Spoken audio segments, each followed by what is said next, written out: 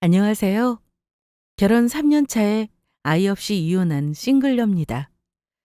요즘은 돈이면 전부 다 되는 세상이라지만 그게 부부 사이나 가족 사이에도 해당되는지 이혼하는 이유가 돈 때문인 경우가 참 많은 것 같습니다. 제 전 남편 놈은 부부 사이에 네 돈 내 돈 따지며 자기 가족에게는 끔찍하게 굴면서 저와 친정은 함부로 하고 마치 우리 친정의 돈이 자기 것인 양 가족인데 뭐 어때라는 말도 안 되는 논리를 갖다 붙이는 사람이었습니다. 나중에 우리 엄마 목숨 가지고도 장난을 치길래 시댁 다 엎어버리고 이혼했네요. 마침 그 무렵 저는 남편과 살면서 결혼 전과 달리 저와 친정에 치사하게 구는 남편을 보며 결혼 생활에 회의를 느끼고 있던 참이었습니다. 제가 딱 하나 후회되는 일이 남편과 힘들거나 싸운 일이 있을 때 그걸 혼자 사귀지 못하고 엄마에게 자꾸 털어놓으면서 결혼을 괜히 했나 보다 하는 말을 자주 했다는 거예요. 그러면 엄마는 늘 사위편에서 생각해 주면서 시간이 가면 부부 사이도 돈독해질 거니 참고 용서하라고 해 주셨습니다. 원래 결혼이라는 게 그런 거야. 결혼하면 꽃길만 걸을 줄 알았지? 엄마가 그랬잖아. 결혼하면 그동안 좋은 모습만 보다가 서로 치사한 모습도 보게 될 거라고. 너만큼이나 김서방도 결혼 생활이 힘들 수가 있어. 원래 부부 사이는 일방적인 건 없어. 상대적인 거지. 그러니까 너도 너무 싸우려고만 하지 말고 서로 이해해 보려고 해봐. 몰라, 엄마. 결혼 전에 남편이 이렇게 다른 모습인 줄 알았으면 결혼 안 했을 거야. 결혼 전에는 나한테 다 해줄 것처럼 그러더니만 지금은 얼마나 치사한 줄 알아? 자기네 엄마만 챙기려고 하고 나한테도 효도 강요하는 게 제일 싫어. 엄마한테 잘하면 내가 말을 안 해. 아유, 그러니까 서로 잘하려고 해야지. 아직 맞춰가는 시기니까 벌써부터 안사내모네 하지 말고 네가 먼저 용서하고 잘해줘봐. 김서방도 내가 볼 때 이기적인 사람 아니야. 네가 잘하면 아마 변할 거다. 저도 어린 마음에 털어놓을 것이 없으니 엄마를 붙들고 얘기한 건데 엄마 마음이 어땠을지 지금 생각하면 제가 참 철없었다는 마음입니다.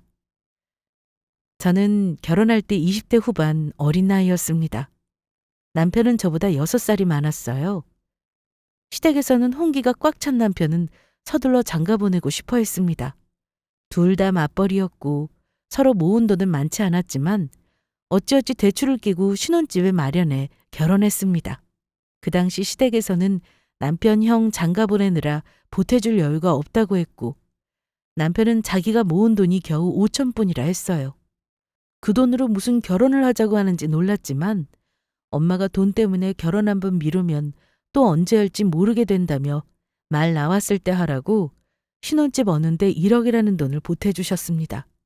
정말 감사한 일이었고 전세였지만 명의는 제 이름으로 했어요. 그러다 아파트 분양도 받았고 입주를 몇 개월 남겨두고 있을 때 이혼을 결심하게 되었네요. 저는 외동의 엄마뿐이고 아빠가 안 계세요. 대학 때 돌아가시고 나서 엄마와 쭉 살았습니다. 다행히 집이 어렵지는 않았어요.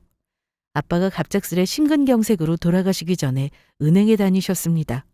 집도 있으셨고 엄마도 아직 퇴직 3년이 남으신 공무원이십니다. 그러니 아빠가 안 계셔도 저는 남편에 비해 뭐가 부족하다고 느낀 건 없어요. 시댁에서도 결혼할 때 제가 엄마만 계시다고 해서 흠잡지는 않으셨습니다. 그런데 결혼하고 나서 우리 둘만 잘 살면 된다던 양가 부모님 중 시어머니는 친정엄마와 달리 우리 부부 사이를 간섭하고 특히나 바라는 게 참 많으셨어요. 어머니는 뭐 때문인지는 몰라도 결혼한 아주버님과 사이가 그다지 좋지 않았는데 왜 왕래를 안 하고 사는지 알 것 같았습니다. 문제는 아주버님은 자기 와이프 말은 듣고 시어머니와 거리를 뒀던 반면 우리 남편은 완전 시어머니의 효자 아들이라는 점이었습니다. 결혼하자마자 우리 엄마 타령하면서 별별 요구를 다 해왔을 정도예요. 그러니 저도 남편과 다투는 일이 많았던 겁니다. 특히 어머니는 요즘 소위 말하는 나르시시스트 기질이 있으신 분으로 저를 굉장히 질투하셨고 아들을 통해 본인 욕심을 채우려 하시는 분이셨어요. 결혼하고 얼마 안 되어 가장 황당했던 일이 있었는데요. 어머니가 난데없이 우리 부부 신혼여행을 다녀온 하와이에 다녀오시겠다고 했던 일이었습니다. 그때가 아마 결혼한 지 몇 달 안 되어 카드값 갚는 일로 매달 정신이 없던 와중이었는데 갑자기 남편이 저에게 먼저 말을 꺼냈습니다. 다연아, 우리 엄마 말이야. 다음 달에 생신이신데 기념으로 우리 신혼여행 다녀온 하와이로 여행을 가고 싶으시다는데 보내드릴까 해. 괜찮지? 어머니 여행 가시는데 내가 괜찮고 말고 할 게 뭐 있어? 어머니가 가고 싶으시면 가시는 거지? 설마 하니 여행 비용을 우리에게 전부 부담하라고 하시는 건가 했어요.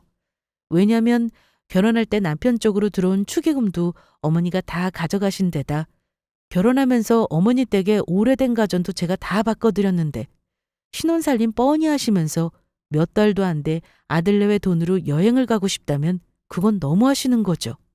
아이, 여보. 어머니가 가실래도 우리가 보내드려야 하는 거잖아. 이제 우리 결혼했는데 둘이 같이 보니 여유도 있잖아. 엄마가 나 신혼여행 하웨이로 정했을 때부터 계속 가고 싶다고 하셨단 말이야. 기념으로 여행 보내드리자. 엄마 주변에 친구분들이 다 자식들이 여행 보내준다고 자랑하시더라. 우리가 이참에 보내드리면 어머니도 면이 서고 얼마나 좋으시겠어? 당신 설마 돈 아까워서 그런 거야? 근데 여보, 내가 돈이 아까워서 그런다기보다는 상황이 지금은 아닌 것 같아. 우리 지금 매달 나가는 카드값 장난 아닌 건 알지? 여행에 한두 푼 드는 것도 아닌데 또 몇백을 써버리면 올해는 내내 빚만 갚다가 끝날 판이야. 어머니께 여행은 내년 정도에 가시라고 말씀 잘 드려봐.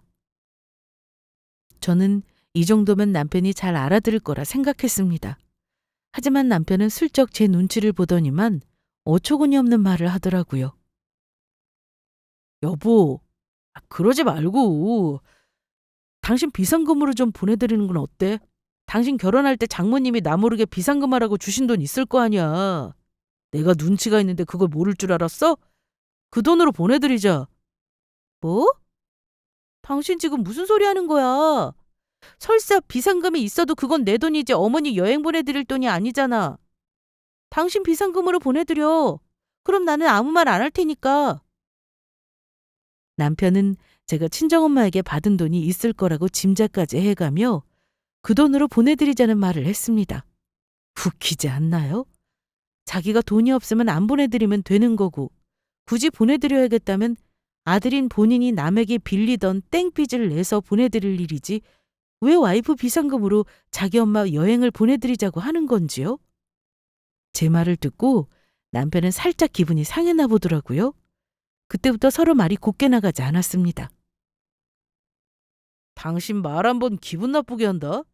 내 비상금? 내가 돈이 어딨냐? 다 당신한테 맡기고 관리하기로 했는데 내가 어렵게 말하면 상대방 입장 생각해서 고려해보겠다 말 한마디 할 수도 있는 거 아니야? 단칼에 네 돈으로 보내라니. 와, 나 완전 기분 나쁘네. 기분은 내가 나빠야 정상이지. 우리 엄마는 결혼해서 나한테 매번 뭐 해주시려고만 하고 부족한 거 없냐고 하시는데 당신 엄마는 매번 우리한테 바라기만 하시잖아. 저번에도 그래. 집에만 오시면 내 물건 탐내시고 가져가려고 하시고 말이야. 그때마다 내가 얼마나 곤란했는 줄 알아? 근데 여행? 하와이 여행을 보내달라고? 아, 정말 이해가 안 간다. 와, 우리 엄마를 완전 거지 취급하네? 됐어! 보내드리기 싫으면 말어! 내 돈으로 내가 보내드릴 테니까 대신 앞으로 몇 달 동안 생활비는 못 줘! 결혼하고 나서 처음 가장 크게 싸운 사건이었던 것 같아요. 저는 아무리 생각해도 자기 생활비 카드값 펑크 내가면서 어머니 여행을 보내드리겠다는 남편을 이해하지 못했습니다. 남편은 자기가 돈 없어서 힘들면 내가 도와주는 게 당연하다고 생각하는 사람이었고 자기 부모님 여행 보내드리는데 당연히 아들내외가 같이 돈을 부담해야 한다고 여겼습니다. 그러니 제가 싫다고 하자 용납을 못했던 거고요. 결국은 자기가 다 부담해서 어머니 여행 보내드리더군요.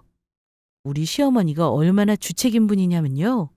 아들이 뼈 빠지게 카드값 갚아가며 보내드리는 여행인데 그건 안중에도 없이 고마운 줄 모르고 더한 요구만 하신 분이에요. 예, 면세점에서 가방 하나 사려고 하는데 여윳돈이 좀 줘야지. 기왕에 보내주는 거면 돈을 쓰고 기분 좋겠어. 니들은 둘이 버는데 여기서 한 200만 원 돈 더 준다고 쪼드릴 거 없잖아. 그래도 해외 나가면 뭐 하나 제대로 된 가방 하나 사서 들고 들어와야지. 남편은 어머니에게 차마 자기 돈으로 전부 부담해서 보내준다는 말은 안 했는지 어머니 말에 난감해했습니다. 엄마, 현금은 우리가 지금 여유가 많이 없어요. 명품 가방은 다음에 백화점에서 제대로 사드릴 테니까 이번에는 여행만 잘 즐기고 오세요. 아, 다른 친구들은 다들 뭐 하나씩 사온다고 난리들이던데. 그럼 나 혼자 멀뚱멀뚱 있어야 되는구나. 자식 자랑들을 또 얼마나들 할지. 나는 대체 뭐라고 말하노? 어머니 말 들으면서 저는 아예 딴 데 쳐다보고 대꾸도 안 했습니다. 너무 철이 없다는 생각이 들어서요. 우리 시어머니요. 결혼 전엔 몰랐는데 결혼하고 나서 보니 허세와 허영이 너무 심한 분이셨어요. 깜짝 놀란 건 두 분이 경제활동을 하시면서도 무슨 대출이 그리 많이 남았는지 아직도 빚을 갚는다고 하셨고 자가인 줄 알았던 집은 전세였습니다. 뭐 그걸 알았다고 해서 크게 상관은 없었어요. 시댁빚을 제가 갚을 것도 아니고 시부모님을 모시고 살 일도 없을 거라 생각했으니까요. 하지만 제가 어이없는 건 그런 형편에 자꾸 분수를 모르고 허세를 부리신다는 점이었습니다. 주변에는 왜 그리 잘난 친구분들이 많고 잘 사는 아들 며느리가 많아서 늘 비교를 하셨고요. 왜 우리가 다른 집 아들 며느리처럼 하지 않느냐며 신경질을 내시는데 정말 어른이 맞는가 싶었습니다. 심지어 제가 친정엄마에게 뭘 해드리거나 잘하는 모습을 보이면 그걸 그렇게나 질투를 하셨어요. 자식이 부모 생일 챙기는 건 당연한데 왜 그걸 질투하시는지 모를 일이었죠. 한 번은 진짜 황당한 일이 있었습니다. 제가 엄마 생신 기념으로 백화점에서 가방을 사서 집에 놔뒀었는데 마침 그 주 주말에 어머니가 저희 집에 오셨어요. 엄마 집이 용인이고 우리 집과는 1시간 거리라 자주 못 가니 제가 미리 사두고 제 드레스룸에 놔뒀습니다. 그런데 그걸 보이게 놔둔 게 실수였나 봐요. 어머니는 우리 집에 오시면 현관부터 매의 눈으로 온 살림을 훑기 시작하십니다. 그리고 새로 산 살림이 없는지 하나씩 다 확인하세요. 그리고는 냉장고를 열고 뭘 먹고 사는지 확인하시고요. 그 다음은 안방과 드레스룸, 남편 서재를 한 번씩 다 열어보며 살피십니다. 이미 여러 번 있는 일이라 새롭지도 않았어요. 심지어 어머니는 제 화장대에 뜯지 않은 새 화장품이 있으면 가져가려고 챙겨 나오시고 드라이 해놓은 옷들은 한 번씩 다 꺼내어 걸쳐보십니다. 그리고는 꼭 물으세요. 얘, 이거 너한테 커 보이는데 내가 입고 돌려줄까?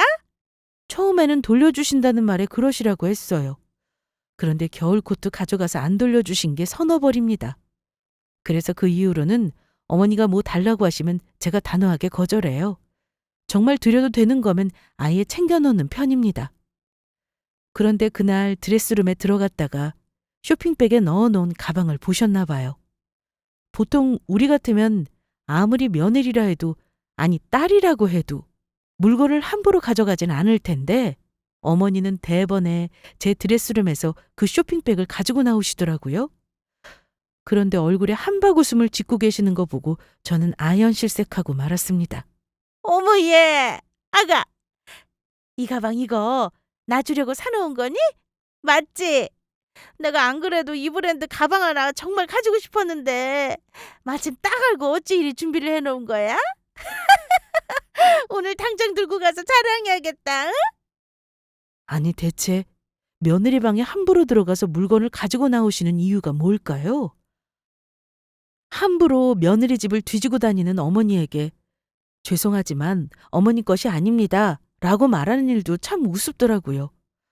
왜 제가 죄송해야 하는지 말입니다. 어머니, 그거 죄송하지만 어머니 거 아니고 저희 엄마 생신 선물이에요. 다음 달에 생신인데 제가 미리 사둔 거라서요. 저 주시겠어요, 어머니? 어머니는 실망한 기색이 역력했습니다. 어머, 그러니? 아유, 난 그것도 모르고. 얘, 그럼 이건 내가 온 김에 그냥 가져가고 네 엄마 거는 다시 하나 사면 될 일이잖아. 그러면 되겠구나. 그렇지? 어머니는 포기를 안 하시고 굳이 가방을 가져가겠다고 하시더라고요. 옆에서 듣고 있던 남편도 웃겼습니다. 그래 여보. 오늘 오신 김에 이건 어머니 드리고 장모님 거는 하나 더 사면 되잖아. 맞지? 저는 남편에게 안 된다는 눈빛을 보냈습니다. 그럼 당신이 어머님 모시고 백화점 가서 하나 사드리면 되겠다. 이건 우리 엄마가 원하시는 디자인이라 내가 어렵게 구했거든. 우리 엄마 선물로 산 걸 드리는 건 어렵겠어. 죄송해요, 어머니. 어머니 아들한테 나중에 사달라고 하세요. 어머니 생신 때 아마 저희도 생각하고 있을 거예요. 그런데 어머니가 제 말에 역정을 내시더라고요. 예, 너 혹시 같이 돈 번다고 지금 나랑 우리 아들 무시하니? 지금 어디 시어미 앞에서 아들 돈으로 사시라는 말을 해? 너 우리 아들이 벌어놓은 돈으로 먹고 사는 거잖아. 엄연히 말해서 그 가방도 우리 아들 돈이 포함되는 거고 어른이 얘기하면 그냥 좋게 받아들이고 하자는 대로 하면 될 것이지 굳이 고집을 부리고 우리를 무시해? 내가 뭐 저딴 가방 못 살 정도로 돈이 없어서 너한테 이런다니? 어머니, 그렇게 말씀하시면 안 되죠. 왜 비하하라고 그러세요? 그냥 저 가방은 제가 엄마 드리려고 사놓은 거고 애초에 어머니가 달라고 안 하셨으면 될 일이잖아요. 그랬더니 말 한마디 안 지고 따박따박 대든다면서 호통을 치시며 흥분하시더라고요. 남편은 저를 못마땅한 눈길로 보더니만 어머니를 겨우 집에서 데리고 나갔습니다. 그리고는 당연히 부부싸움을 했어요.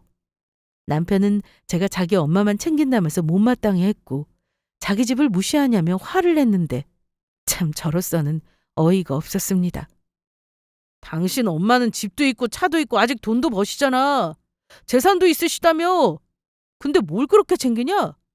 우리 엄마는 얼마나 불쌍한지 몰라. 힘들게 일도 하셔야 하고 다른 친구분들처럼 편하게 살지 못해서 얼마나 박탈감을 느끼는 분인데 이제라도 자식들 효도 좀 자랑하고 싶으신 거잖아. 형도 엄마 안 보고 사는데 나라도 잘해야지. 그럼 우리 엄마는 어머니보다 더 잘 사니까 내가 신경을 안 써야 한다는 거야? 개소리 하지 마. 나 당신이 우리 엄마 안 챙겨서 더 챙기는 거니까. 내가 자식이니 잘하는 건 당연한 거고 당신한테 대리효도 하라는 말 안 하잖아. 그러니까 나한테 강요하지 말고 당신 어머니한테 해드리고 싶은 거 있으면 당신이 잘해드려. 남편은 우리 엄마가 자기 엄마보다 훨씬 나은 형편에 돈도 있으니 자기 엄마에게 더 잘해야 한다는 논리가 대체 뭐랍니까? 이러니 제가 남편과 신혼 때부터 잦은 다툼을 할 수밖에요. 결혼해서 2년간은 아이 가질 생각이 없어서 일부러 피임을 했는데 잘했다 싶었습니다. 그때부터 늘 혹시 내가 이혼하게 될 수도 있겠다는 생각은 늘 하고 있었습니다. 하지만 결혼은 장난이 아니고 서로가 책임져야 하는 상황이 있는 만큼 저는 아무리 심하게 싸워도 이혼이라는 단어를 먼저 입에 올린 적은 없었습니다. 적어도 그때까지는요. 그런데 날이 갈수록 시어머니와 남편은 한술 더 떠 많은 걸 요구하고 원하셨습니다. 특히 금전적인 부분이 저는 많이 힘들었어요. 어머니는 집도 없고 대출도 갚으시고 있으면서 씀씀이는 크신 분인데 남편 이름으로 백화점 카드를 발급받아 매번 큰돈을 긁으시고 갚는 걸 반복하셨습니다. 당연히 남편이 매번 감당해 주신 걸로 알아요. 저는 알면서도 모른 척 넘어간 적이 태반입니다. 어머니는 특히 우리 버는 돈에 관심이 많으셨어요. 아마 남편이 매달 용돈도 저모르게 많이 드렸던 걸로 압니다. 그런데 웃기게도 어머니는 우리 친정엄마와 자기 처지를 놓고 비교도 많이 하셨습니다. 우리 엄마가 공무원으로 아직 현직에 계시면서 돈을 버니 우리가 굳이 용돈을 드리지 말라는 말은 대체 왜 하시는 건지 그 속내가 뻔히 보여서 저는 어머니 말에 대꾸도 안 하곤 했습니다. 그런데 그 무렵에 우리 엄마 사는 동네 아파트 값이 좀 많이 오른 이슈가 있었어요. 아마 경기 남부 쪽 집값 오름세가 상당할 때였는데 어머니는 우리 엄마 사는 아파트가 거의 9억에 육박하는 사실을 아시고는 입에 거품을 무시며 이런 말을 한 적이 있습니다. 네 친정엄마 아파트값 많이 올랐더라. 아유, 안 싸도는 좋겠어. 그 집에 대출도 없지. 그럼 팔면 고스란히 다 이익이겠구나. 천년만년 그 집에 살 거 아니면 나중에 다른 집으로 갈아타면서 니들 좀 보태주시려나? 무슨 속내로 우리 엄마 집 얘기를 꺼내시나 했는데 어머니는 우리 친정엄마가 집을 팔면 우리를 보태주려나 은근히 돈 욕심을 내시는 듯 했습니다. 우리한테 돈이 오면 자기한테 떨어질 콩고물이 있을 거라 기대했을지도 모르죠. 엄마는 아마 그 집에서 노후 보내실 것 같아요. 연금이 있으니까 아마 살만하실 거고요. 아직은 집 팔 생각은 없으세요? 그리고 어머니, 저는 엄마가 집 팔아도 돈 달라고 할 생각은 없어요. 그동안 직장 생활하며 애 많이 쓰셨으니까 노후에는 하고 싶은 거 다 하면서 살라고 말씀드렸거든요. 어머머, 굳이 미리 그런 말을 뭐하러 하니? 네가 그리 말해도 부모 마음은 안 그런 거야. 다 자식한테 주려고 하는 게 부모 마음이지. 암튼 안 싸도는 좋겠구나. 아유, 나는 언제 이놈의 천세를 탈출해보나. 아직도 빚을 갖고 있으니 편한 노후는 글러먹었지. 아들이 나 죽기 전에는 갚아주겠지? 아들이 부모빚 갚아주겠지 하며 기대를 하시는 모습을 보니 솔직히 할 말이 없었습니다. 그리고 나중에 한 사실이지만 어머니는 매번 우리 엄마 집값 오름세에 관심을 가지고 심지어 부동산에 전화를 해서는 그 동네 실거래가까지 물어보시고 마치 우리 엄마 동네로 이사 갈 것 같이 구신 적도 있습니다. 우리 엄마 사는 동네에 아무런 연고도 없으면서 말이죠. 어쨌든 신혼 때 남편과 다투던 횟수도 조금 줄어들긴 하더라고요. 신혼 때는 정말 하루가 멀다 하고 싸우고 산 거에 비하면 싸움의 횟수가 줄었다는 건 어느 정도 제가 남편에 대해 포기를 했다는 게 맞겠죠. 결혼하고 나서 저는 엄마를 자주 찾아가지도 못했습니다. 저는 엄마가 시어머니보다 젊고 아직 직장 생활하시니 늘 제 옆에 건강하게 계실 줄만 알았어요. 엄마는 저에게 아프다는 말도 잘 안 하시는 분이었는데 딸인 저는 엄마가 얘기 안 한다고 늘 괜찮으신 줄만 알고 있었습니다. 그런데 직장 건강검진에서 엄마가 암을 진단받았다는 소식을 들었습니다. 엄마는 꼭 본인 암을 남이 얘기하듯이 하셨는데 저는 엄마 암 소식을 듣자마자 오열했고 엄마가 외려 저를 위로하셨습니다. 참 이상하지? 분명 작년에 검진했을 때는 아무것도 없었는데 어찌 1년 만에 암이 생긴다니? 엄마도 처음에 안 믿었어. 근데 수술하고 항암하면 괜찮다니까 너무 걱정하지 말어. 엄마 미안해. 나는 엄마 건강도 못 챙긴 나쁜 딸이네. 그럼 병원은 다시 언제 가는 거야? 내가 같이 갈게, 엄마. 아니, 내가 아예 짐 싸서 엄마 집으로 가서 당분간 지내면 되겠다. 아유, 그럴 필요 없어. 그럼 김서방은 누가 챙기고? 엄마가 정 너 도움 필요하면 부를 테니까 걱정 마라. 엄마가 말은 그리해도 속이 어떠셨을지 저는 감히 짐작도 못합니다. 엄마는 위암 2기 말기였고 3기 직전에 발견되어 그나마 불행 중 다행이라고 하셨습니다. 원래부터가 암은 증상이 없어서 초기에 발견할 확률이 낮고 거의 이렇게 어느 정도 진행된 후에 발견한다고 들었지만 1년 전에 없었던 암이 올해 발견된다는 사실을 저는 믿을 수가 없었습니다. 병원에서 향후 치료 일정에 대해 설명을 들은 후에야 아, 우리 엄마가 정말 암이구나 실감이 나더라고요. 병원에 가서 수술에 필요한 검진을 하고 날짜를 잡는 동안 저는 회사에는 간병휴직을 내기로 결정했어요. 엄마는 울며 갈팡질팡하는 저와 달리 너무 담담하셨습니다. 엄만 괜찮아. 네 아빠가 엄마 빨리 오라고 하면 그냥 가면 되는 거지. 엄마는 죽는 건 하나도 안 무섭다. 휴직도 했고 보험료도 나오니까 치료하면서 푹 쉬면 될 거야. 엄마 때문에 괜히 네 생활 지장받는 거 싫어. 엄마 무슨 그런 소리를 해? 자식이라곤 나 하나인데 당연히 내가 엄마 옆에 있어야지. 엄마는 아무 걱정하지 마. 내가 엄마 암 다 나을 때까지 옆에서 같이 있을 거니까. 저는 병원에 엄마를 입원시킨 뒤 의사와 협의해서 수술과 항암 치료 일정을 빠르게 잡아나갔어요. 엄마 암 소식을 듣고 남편도 처음에는 당연히 놀라는 눈치였습니다. 그리고 제가 너무 울고 슬퍼하니까 나름 위로도 해주었습니다. 아이, 여보, 이렇게 슬퍼만 하지 말고 정신 바짝 차려. 그래도 요즘에 의학이 발달해서 암 생존율 엄청 높다잖아. 장모님은 다행히 말기도 아니고 수술이 가능하니 정말 다행 아니야? 그럼 당분간 당신이 장모님 집 왔다 갔다 하느라 힘들겠네. 휴직때 냈으니까 아예 내가 엄마 집에 가 있어야 할 듯 싶어. 간병인은 고용하기 싫고 엄마도 남의 손길 별로 안 좋아하셔서 내가 해야 할 것 같아. 그래, 어쩔 수 없지 뭐. 당신이 알아서 해. 장모님 집에 계속 있으려면 당신도 집 신경 쓰이고 힘들 텐데 괜찮겠어? 괜찮아. 지금 엄마가 제일 중하지 다른 건 그다지 중요하지 않아서. 암튼 당신도 나 도와줬으면 좋겠어.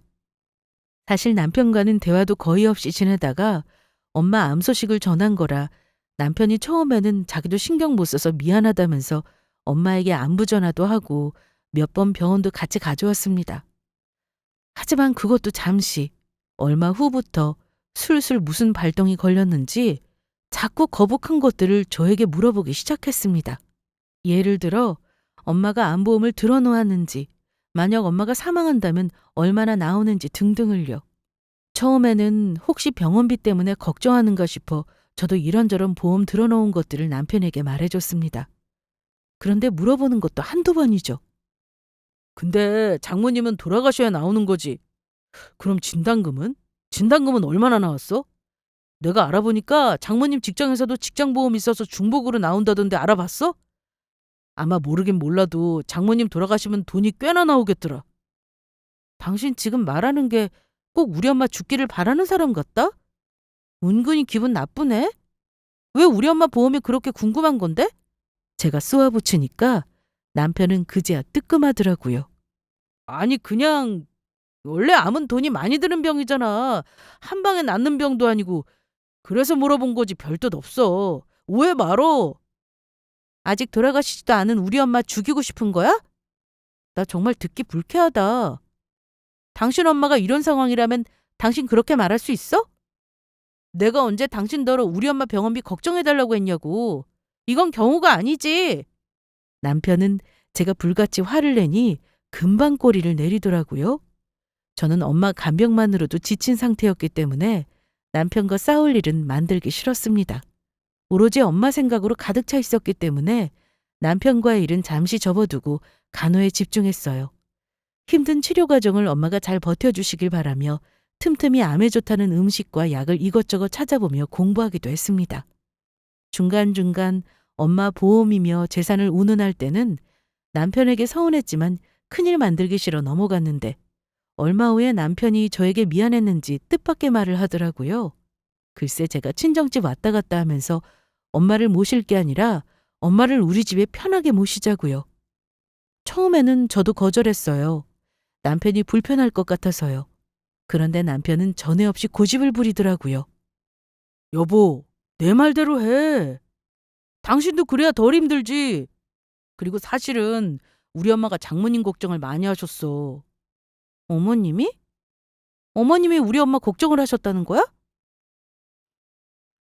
어머님이 그러셨다니 의외네. 엄마 암 걸린 거 아시고도 전화 한 통 나한테 없으셨거든. 엄마가 걱정을 왜 안 하시겠냐.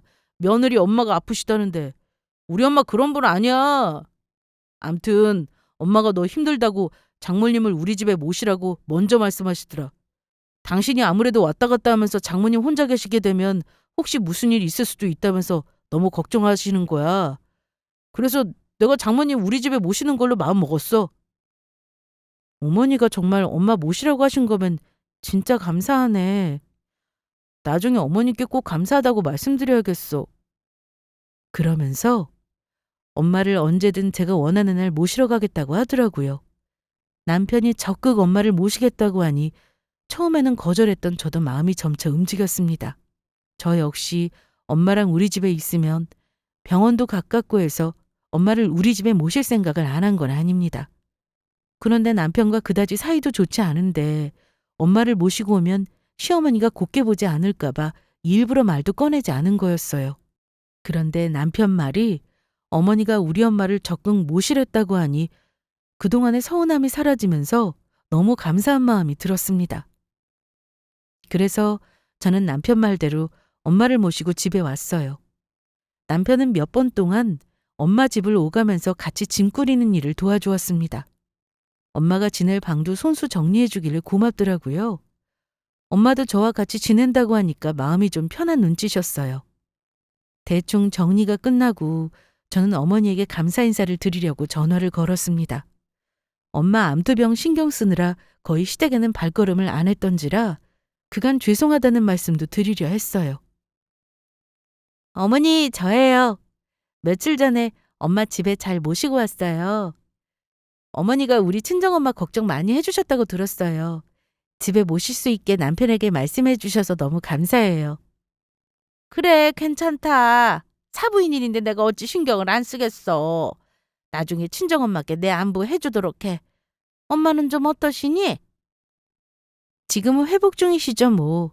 아직 항암이 몇 차례 남아서 걱정이에요. 엄마가 많이 힘들어하셔서요. 저런. 하긴 젊은 사람들도 힘든 걸 이제 60살을 목전에 앞두고 하려니 얼마나 힘들겠어. 아유, 나도 남의 일 같지가 않아서 걱정 많이 했어. 걱정해 주셔서 감사합니다. 여기까지만 했다면 고부간의 훈훈한 대화로 마무리가 되었을 겁니다. 그런데 얘, 내가 한마디 할 테니 새겨들어? 갑자기 저에게 뭘 새겨들으라는 건지 의아했는데 어머니는 조금 전 우리 엄마를 걱정하던 말투와는 전혀 다른 어조로 저에게 말씀을 이어가셨습니다. 아니, 내가 이 말을 만나서 해야 하는데 마음이 급해서 말이지. 듣자니까 네 엄마가 암이 전이도 되셨다며? 그럼 거의 5년 안엔 돌아가실 가능성이 많을 거 아니냐. 그리고 이제는 네가 집에 모시고 왔으니 안 사던 집은 한동안 비어있을 거고. 맞니? 네? 우리 엄마가 돌아가실 거라니요. 어머니, 무슨 말씀을 그렇게 하세요? 아직 엄마 한창 치료받고 계시는데요. 그러려고 우리 집에 모신 거고요. 저는 살짝 당황했습니다. 저리 말하는 어머니 의중이 짐작이 안 가서요. 얘도 참. 어쨌든 나는 네 엄마가 병원에서 고생하고 혼자 집에 덩그러니 있다고 잘못될까 봐 그런 거고. 어쨌든 언젠가는 돌아가실 운명 아니니? 아니, 물론 안 돌아가신다면야 좋은 일이고. 어쨌든 내가 이런 말하는 건 이유가 있어. 내 말 안 돌리고 말아마. 네 친정엄마 집 비어있잖아. 그 집 놀리지 말고 내가 좀 들어가서 살면 어떨까 싶은데. 네 생각은 어떠니? 네? 어머니가 우리 엄마 집에 들어가서 사신다고요? 왜요? 왜긴! 어차피 사돈님은 가족인데 네 집 내 집 어딨어. 그리고 네 엄마 집은 어차피 나중에 네 거 될 거잖아. 어차피 돌아가시면 네가 다 물려받을 집인데 비운 김에 내가 들어가서 집 관리해주고 하면 좋잖아. 내 말이 무슨 뜻인지 알겠지? 저는 어머니의 의중을 알겠더라고요. 말로는 우리 엄마 돌아가시면 내가 받을 집이라고 하지만 아마 그때 가면 그놈의 가족인데 따지지 말자는 이유를 갖다 붙이며 아들 집이나 다름없다고 하실 양반이었어요. 어머니, 혹시 그럼 우리 엄마를 저한테 모시라고 한 게 우리 엄마 집이 욕심나서 그러신 거예요? 이러려고 저한테 친정엄마 걱정하시는 척 한 거냐고요? 어머, 얘 말하는 것 좀 봐. 걱정하는 척이라니. 내가 얼마나 걱정했는데. 나는 네 엄마 모시고 온 김에 그 집이 비워진 게 퍼뜩 생각나서 말한 것뿐이야. 그리고 솔직히 내 말이 틀리니? 네 엄마 우리 아들이 말하기로는 생존일이 반반도 안 된다며.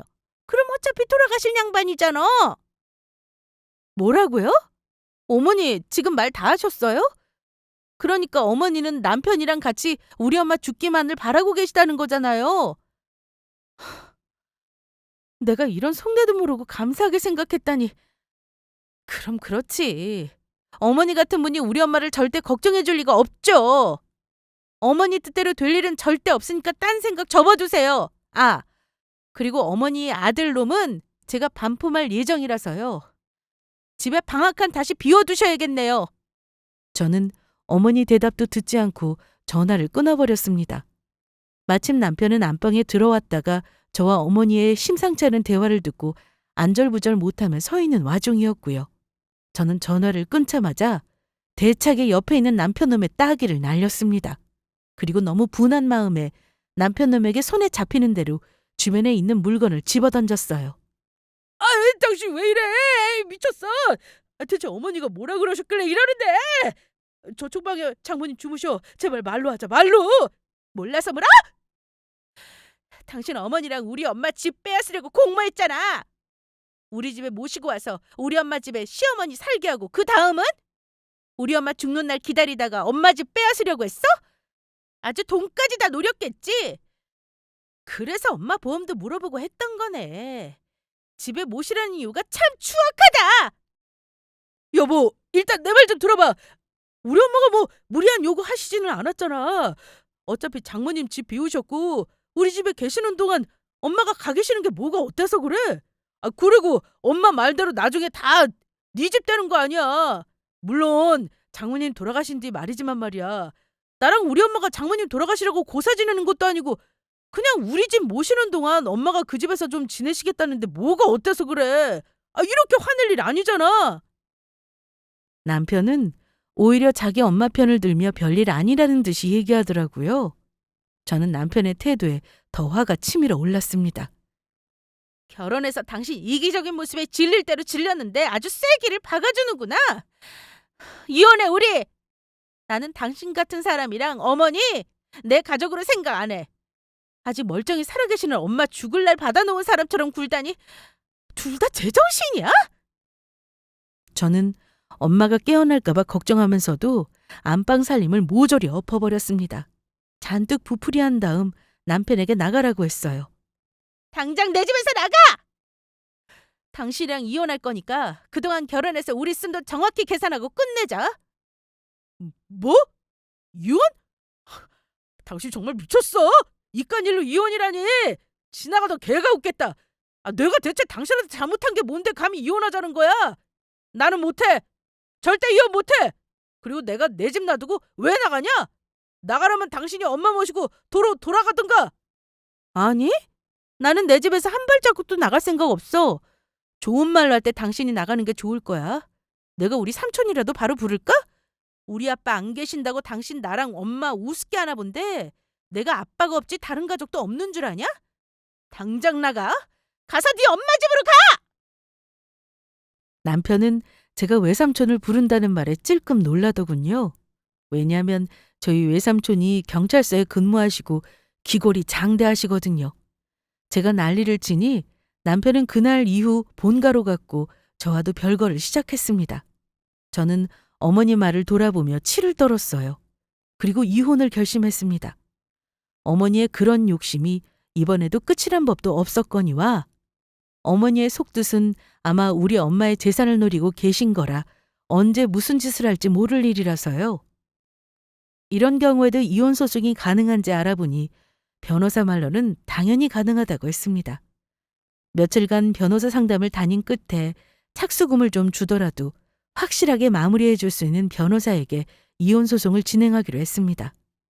한동안 엄마에게는 솔직히 말 못하다가 나중에 항암 완료하고 이혼 결심을 털어놓았는데 엄마가 의외로 저 이혼을 말리지 않으셨습니다. 엄마가 아파 보이니까 이 짧은 인생을 재밌게 살아야겠다는 마음이 들더라.